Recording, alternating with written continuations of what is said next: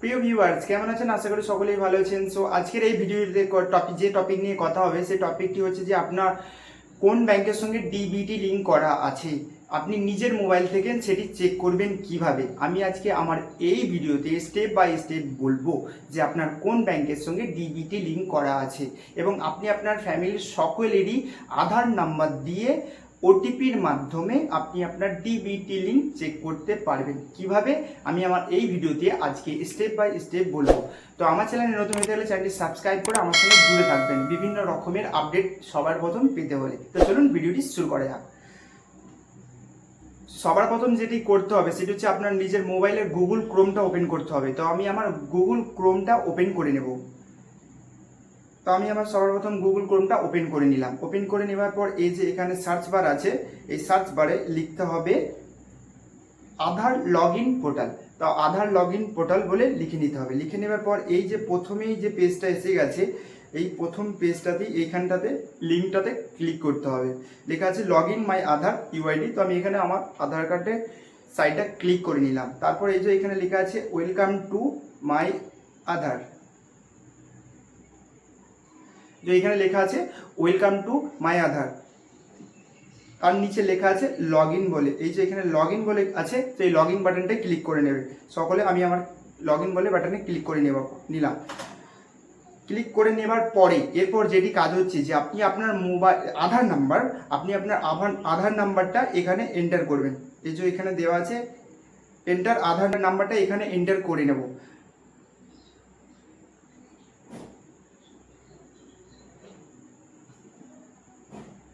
Enter করে নেবার পরে এরপর যেটি হচ্ছে এই যে পাশে ক্যাপচারটা দেওয়া আছে, এই যে ক্যাপচারটা, এই ক্যাপচারটা এখানে দিতে হবে।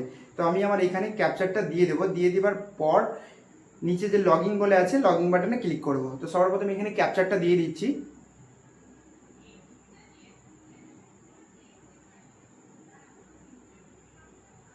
ক্যাপচারটা দিয়ে দিলাম। দিয়ে দেওয়ার পর নিচে যে লেখা আছে লগ ইন উইথ ওটিপি, তাহলে ওটিপি আপনার যে আধার কার্ডে যে মোবাইল নাম্বারটা দেওয়া আছে সেই নাম্বারে একটা ওটিপি যাবে, ওটিপি এখানে দিতে হবে। তো আমি এখানে লগ ইন বলে ক্লিক করে নিলাম। ক্লিক নেবার পর একটা দেওয়া আছে ওটিপি, এই যে এখানে এন্টার ওটিপি।